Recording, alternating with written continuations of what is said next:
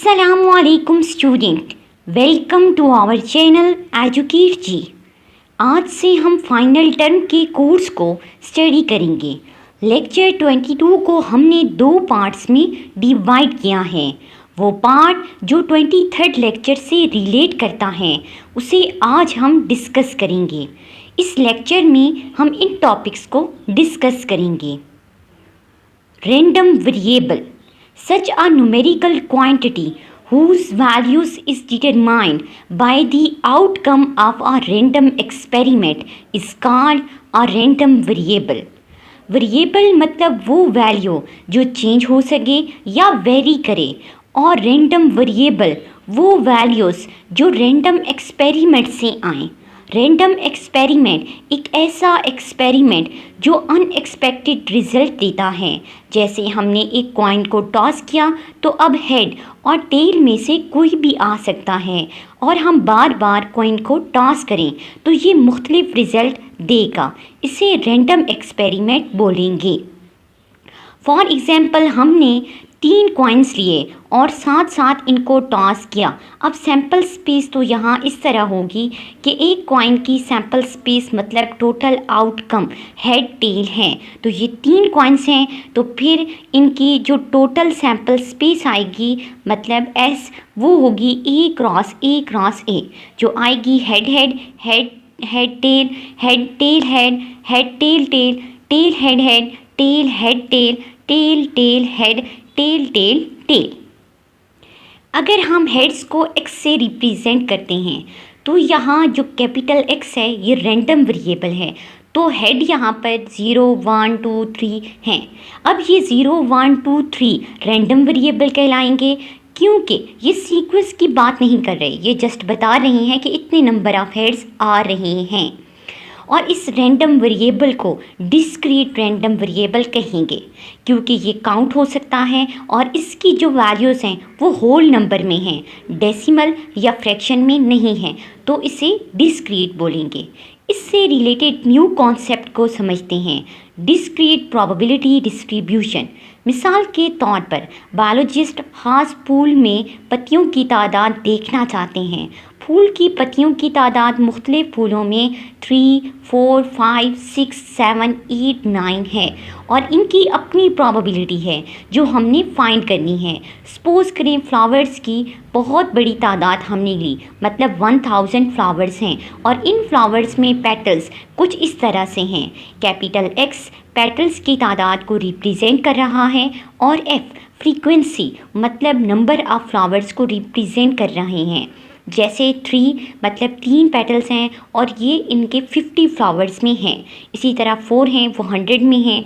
फिर 5 पेटल्स हैं और इनकी फ्रीक्वेंसी 200 है, और टोटल जो फ्रीक्वेंसी है वो है 1000, मतलब टोटल नंबर ऑफ फ्लावर्स। अब इन पेटल्स की प्रोबेबिलिटी फाइंड करते हैं कि 3 फूल की पत्तियां 1000 फ्लावर्स में से कितनी फ्लावर्स की हो सकती हैं।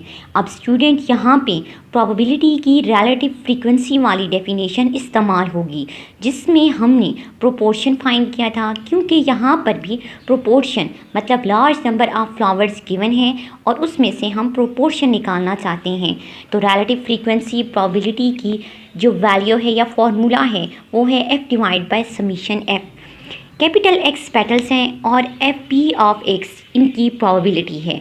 अब x1 इक्वल टू 3 है और इसकी फ्रीक्वेंसी 50 है, तो फिर 50 divide by 1000 means summation of F से इसको डिवाइड करेंगे। आंसर आया है 0.05। इसी तरह x2 इक्वल टू 4 है और इसकी फ्रीक्वेंसी 100 है, तो इसकी probability p of x equal होगी 100 डिवाइड बाई 1000, जो वैल्यू आएगी इक्वल्स टू 0.10। इसी तरह इन सब की हम प्रोबेबिलिटी फाइंड करेंगे, और इन सब प्रोबेबिलिटी का सम मतलब 0.05 plus 0.10 plus 0.20 plus 0.30 plus 0.25 plus 0.075 plus 0.025 equal to 1 है। आमतौर पर डिस्क्रीट प्रोबेबिलिटी डिस्ट्रीब्यूशन का सम 1 होता है। डिस्क्रीट प्रोबेबिलिटी डिस्ट्रीब्यूशन की 2 प्रॉपर्टीज़ हैं। Number 1, 0 less than and equal to p of xi less than and equal to 1। xi equal to 1 2 3 so on equal to 7 है। इसका मतलब है x रैंडम वेरिएबल को रिप्रेजेंट कर रहा है और p जो है p of x i probability को रिप्रेजेंट कर रहा है और इसकी वैल्यू 0 और 1 के दरमियान होती हैं। सेकंड प्रॉपर्टी है summation of p of x i equal to 1 होता है कि डिस्क्रीट प्रोबेबिलिटी की जो सम है वो इक्वल टू 1 है। अब स्टूडेंट आप देख सकते हैं यहाँ पर जो पेटल्स की तादाद है वो होल नंबर है, तो इसी वजह से ये जो वैल्यूज़ हैं ये हमारे पास डिस्क्रीट रैंडम वेरिएबल हुआ और इनकी जो प्रोबेबिलिटी है वो डिस्क्रीट प्रोबेबिलिटी डिस्ट्रीब्यूशन हुई।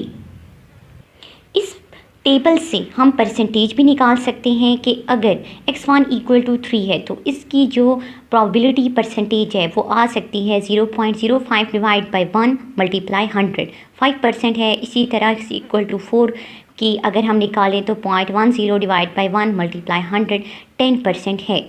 डिस्क्रीट प्रोबेबिलिटी डिस्ट्रीब्यूशन को डायग्राम से रिप्रेजेंट करने या ड्रा करने के लिए लाइन चार्ट इस्तेमाल होता है, जिसमें नंबर ऑफ़ ऑब्जर्वेशन यहाँ पेटल्स की तादाद हैं वो हॉरिजेंटल एक्सिस x एक्सिस पर शो करेंगे और y एक्सिस मतलब वर्टिकल एक्सिस पर हम ऑब्जर्वेशन की प्रोबेबिलिटी को शो करेंगे।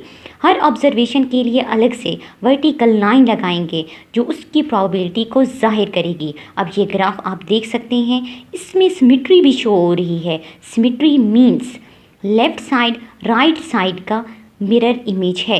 अब इस डिस्ट्रीब्यूशन की सेंट्रल वैल्यू या एवरेज जिसे हम मीन कहते हैं वो कैसे फाइंड करेंगे, तो उसका फॉर्मूला है mu is equal to average of x equal to summation x p of x divided by summation p of x equal to summation x p of x divide by 1, क्योंकि हमने पढ़ा discrete probability distribution का sum equal to 1 होता है।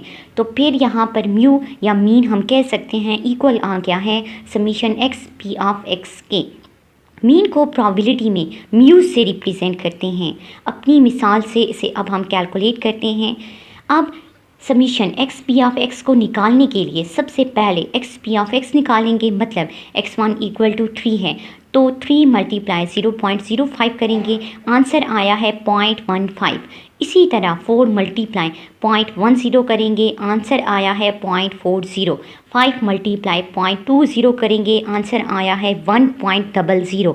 इसी तरह last पे x p of x का सम ले लेंगे तो वैल्यू आई है 5.925। यही हमारे पास मीन है, क्योंकि मीन का फॉर्मूला है mu is equal to average of x equal to summation x probability of x equal to हमारे पास आया है 5.925। इसका मतलब हुआ considering a very large number of flowers of that particular species we would expect that on the average of flower contains 5.925 petals. इसे round करें, मतलब पॉइंट या डेसिमल के बाद 5 या 5 से बड़ा डिजिट हो तो पिछली वैल्यू में एक ऐड करेंगे तो फिर मीन हुआ 6। अब हम देखना चाहते हैं ये वैल्यूज़ कैसे स्प्रेड हैं, मतलब इनके दरमियान डिफरेंस क्या है, तो उसके लिए स्टैंडर्ड डेविएशन है। इसको इस फार्मूला से कैलकुलेट करेंगे। Sigma is equal to standard deviation of x equals to square root summation x square p of x divide by summation p of x minus summation x p of x divide by summation p of x whole square.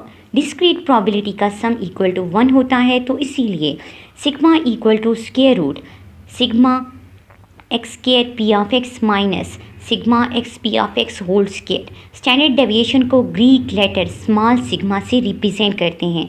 एक capital letter sigma भी हम यहाँ पर use कर रहे हैं, जिसका मतलब है समीशन, मतलब सम के लिए इस्तेमाल होता है। अब पेटल का स्टैंडर्ड डेविएशन निकालेंगे। अब पहले x p ऑफ x निकाला, उसका सम किया, फिर x स्क्वायर लिया, मतलब 3 का स्क्वायर इक्वल टू 9 है, फिर इसे p ऑफ x मतलब 0.05 से मल्टीप्लाई किया तो आंसर आया 0.45। इसी तरह x square p of x निकालेंगे, उनका सम किया। अब फार्मूला में वैल्यूज़ को पुट किया तो स्मॉल सिग्मा मतलब स्टैंडर्ड डेविएशन इक्वल है हमारे पास इसकी वैल्यूज़ पुट करके 1.3। अब स्टैंडर्ड डेविएशन को और मीन को लाइन चार्ट पे रिप्रेजेंट किया है।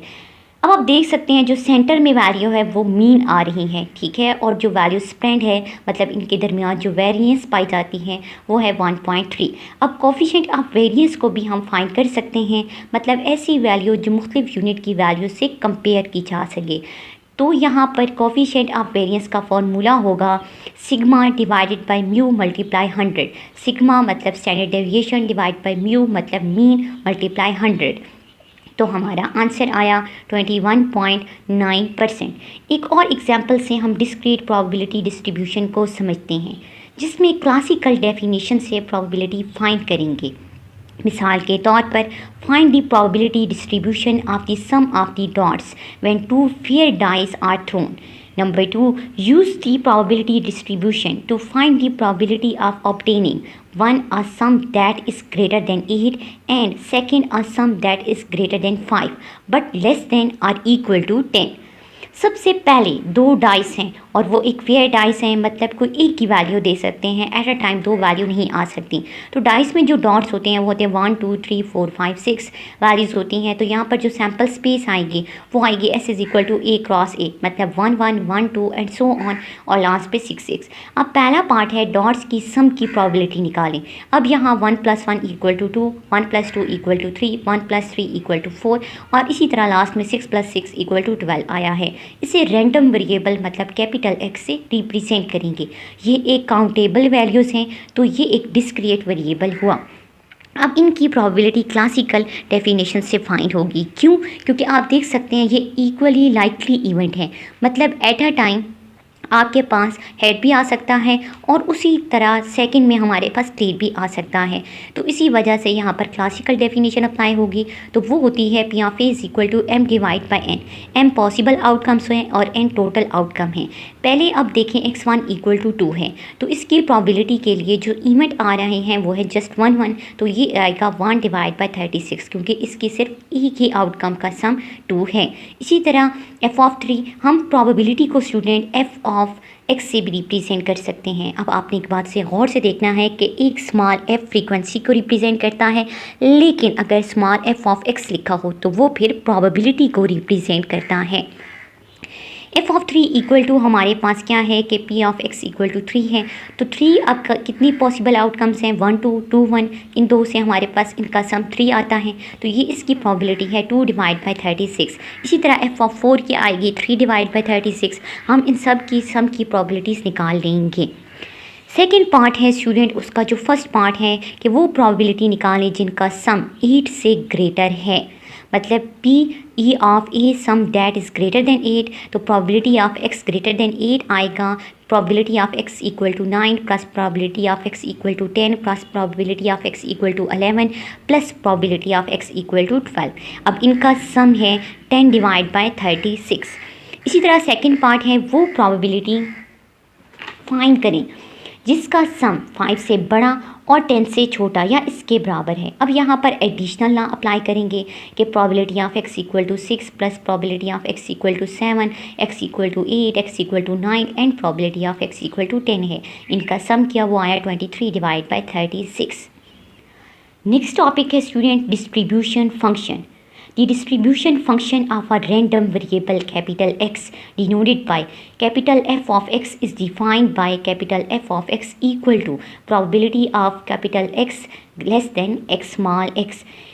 f ऑफ x फंक्शन हमें एक ख़ास इवेंट की प्रोबेबिलिटी की स्पेसिफिक वैल्यू x के बराबर या उससे छोटी देता है। इसे d.f से रिप्रेजेंट करते हैं और इसे कम्युलेटिव डिस्ट्रीब्यूशन फंक्शन CDFP कहते हैं। इसे सबसे छोटी वैल्यू से लेकर ख़ास वैल्यू तक के सम से हम निकाल सकते हैं, जैसे हमारी मिसाल में x सम ऑफ डॉट्स है और f ऑफ x प्रोबेबिलिटी थी और यहाँ पर capital F of x distribution function है या कम्युलेटिव डिस्ट्रीब्यूशन फंक्शन है। इसे ऐसे फाइंड करेंगे कि फ़र्स्ट वैल्यू 1/36 है, तो इसका डिस्ट्रीब्यूशन फंक्शन तो 1 डिवाइड बाई 36 है। नेक्स्ट की फाइंड करने के लिए 1 डिवाइड बाई 36 को उसमें ऐड कर देंगे, तो 2 divide by 36 plus 1 divide by 36 = 3 divide by 36 इसका डिस्ट्रीब्यूशन फंक्शन है। इसी तरह नेक्स्ट 4 के लिए हम जो पिछली सारी वैल्यूज़ हैं इनका सम करेंगे। 3 divide by 36 plus 2 divide by 36 plus 1 divide by 36 equal to 6 divide by 36 है। इसी तरह सो ऑन हम करते जाएंगे। अब इसका बेनिफिट ये है स्टूडेंट, अगर हम 5 या इससे लेस की वैल्यू की प्रोबेबिलिटी निकालना चाहते हैं तो आप देख सकते हैं वो यहाँ से हमने कैलकुलेट कर ली। जो पिछली तमाम प्रोबेबिलिटीज़ का सम है वो है 10 डिवाइड बाई 36।